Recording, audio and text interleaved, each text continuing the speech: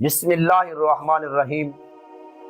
عاشوراء کے دن جو کام ہم کرتے ہیں، مثلا چاول پکانا، سبیلیں لگانا اور بہت زیادہ کھانے وغیرہ بانٹنا، کیا یہ نبی کی سنت ہے یا حسین کی سنت ہے رضی اللہ تعالیٰ عنہ؟ تو یاد رکھو، نبی کریم صلی اللہ علیہ وسلم اپنی زندگی میں 4 کام ہمیشہ کرتے رہے، اور ان میں سے ایک کام یہ بھی تھا کہ آپ عاشوراء کا روزہ رکھتے تھے۔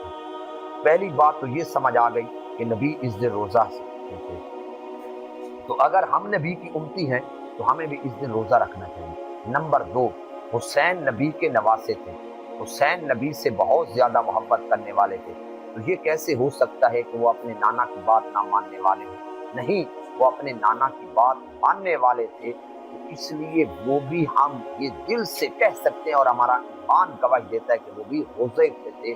تو ہمیں جو کام کر رہے ہیں، نہ یہ حسین نے کیا نہ نبی نے کیا، نہ یہ نانے نے کیا نہ نواسے نے کیا، یہ کوئی اور ہی کام ہے جو دین تو نہیں ہے بلکہ کوئی اور چیز ہے۔ دین یہ ہے کہ حسین نے نماز کبھی نہیں قضا کی، دین یہ ہے کہ حسین کا روزہ کبھی قضا نہیں ہوا، دین یہ ہے کہ ہم اس دن وہ کام کر کے دکھائیں جو حسین نے کر کے دکھایا۔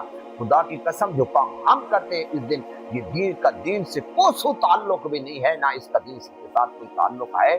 ہم ان لوگوں سے اپنی برات کا اعلان کرتے ہیں، ہم ان سے بیزار ہیں، ہم حسینی ہیں اور الاصل حسینی ہیں۔ حسینی یہ ہے کہ انہوں نے تلواروں کے سائے میں بھی اللہ کی نماز کو قضا نہیں کیا تھا۔ اللہ ہم سب کو حضرت حسین رضی اللہ تعالیٰ عنہ کے نقش قدم پر چلنے